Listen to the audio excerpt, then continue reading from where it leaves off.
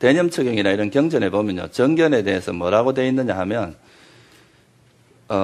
괴로움의 진리에 대한 올바른 통찰 또는 올바른 이해, 그리고 괴로움의 원인에 지혜에 대한 올바른 이해, 진리에 대한, 그리고 괴로움의 원인의 소멸에 대한 올바른 이해, 그리고 괴로움의 소멸에 이르는 길에 대한 올바른 이해. 다시 말하면 뭐겠어요? 사성제죠, 그죠? 고진멸도 이 사성제를 올바로 이해하는 것을 정견이라고 한다. 이렇게 설명이 되어 있습니다. 그래서 어떻게 보면 정견, 여러분들이 이 사성제를 이해하지 못하고 수행을 한다는 건 거꾸로 이야기를 하면 정견이 바로 잡히지 않았다고도 말할 수 있겠죠, 그죠? 그래서 이 사성제를 바로 이해하는 것을 정견이라고 하는데, 근데 여기서 우리가 이 정견을 나눌 때 두 가지 형태로 나눕니다. 하나는 세속의 정견이라는 게 있고, 또 하나는 출세간의 정견이라고 있는데, 우리가 사성제 중에서 특히 멸성제라고 하는 거 아시죠, 그죠? 멸성제가 뭐예요? 고통이 소멸한 자리잖아요. 그거는 이제 우리가 불교에서 이 멸성제는 다른 말로 하면 열반이라고 이야기를 할 수 있습니다.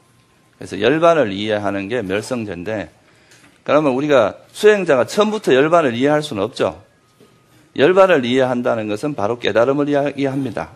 열반을 체험하고 정득하는 깨달음을 이야기하기 때문에 열반 자체에 대한 이해는 우리가 나중에 수행을 완성했을 때 이루어집니다.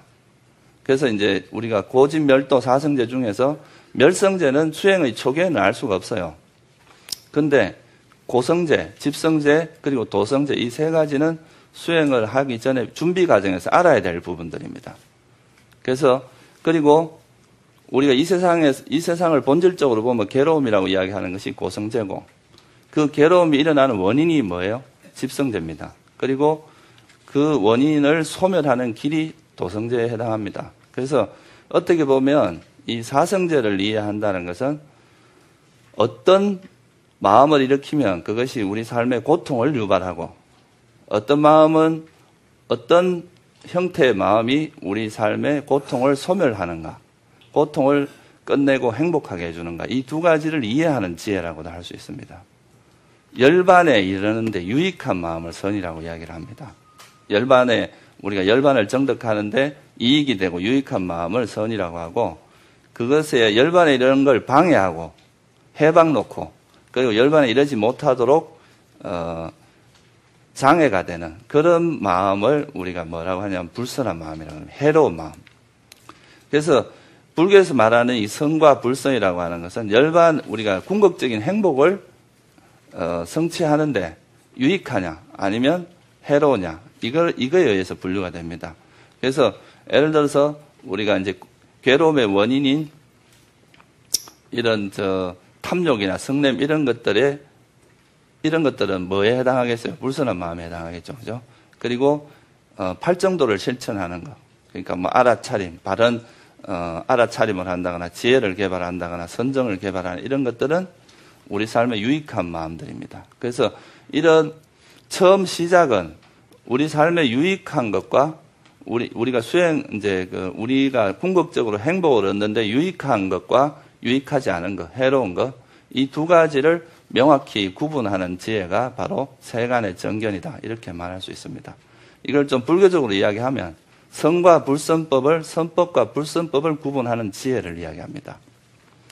여러분들이 만약에 이 두 가지를 모른다면 여러분들 행복을 원하면서도 불선법을 계속 일으킨다면 행복해질 수 있겠어요? 그건 애초에 불가능입니다. 아무리 여러분들이 뭐 평생을 노력한다 해도 이건 이루어질 수가 없어요. 그러니까 우리가 바른 견해를 갖는다는 것은 노력의 방향성이 분명해진다는 걸 의미합니다.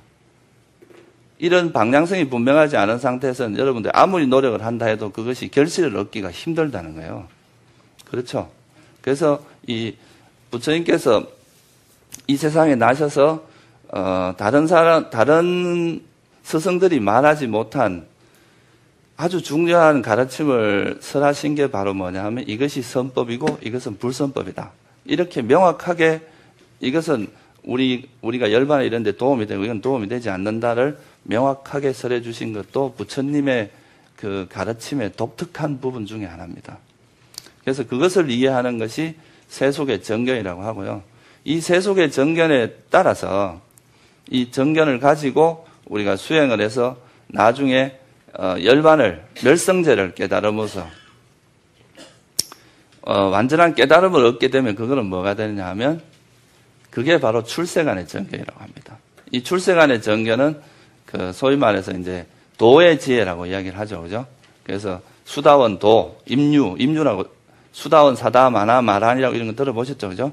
그 네 가지의 깨달음, 그거를 일어나는 것이 바로 이제 출세간의 정견이다 이렇게 이야기를 합니다. 이 출세간의 정견이 일어날 때 번뇌가 완전히 소멸합니다. 영원히. 그 이전에 우리가 세간의 정견을 닦을 때는 이제 수행을 할 때는 번뇌가 잠시 안 일어났다가 또 수행을 안 하면 또 번뇌가 일어나요. 왔다 갔다 합니다. 그래서 조금 수행했다고 방심하면 또 번뇌가 일어납니다. 이거는 완전히 소멸된 게 아니기 때문에. 그렇지만 이 출세간의 정견, 이 깨달음이 일어나면은 번뇌가 영원히 소멸해버립니다. 다시 일어나지 않는. 그래서 이게 또 세간의 정견하고 출세간의 정견의 차이라고도 할 수 있습니다. 그래서 우리가 이 세간의 정견을 바탕으로 해서 개정의 사막을 닦음으로써 이게 이제 세간의 팔정도를 실천하는 거라고 할 수 있습니다. 그걸 통해서 마지막에 이제 출세간의 정견이라고 하는 깨달음을 이룩하는 것. 그게 바로 부처님께서 이 팔정도를 통해서 우리들에게 알려주고자 한 내용이라고 할 수 있습니다.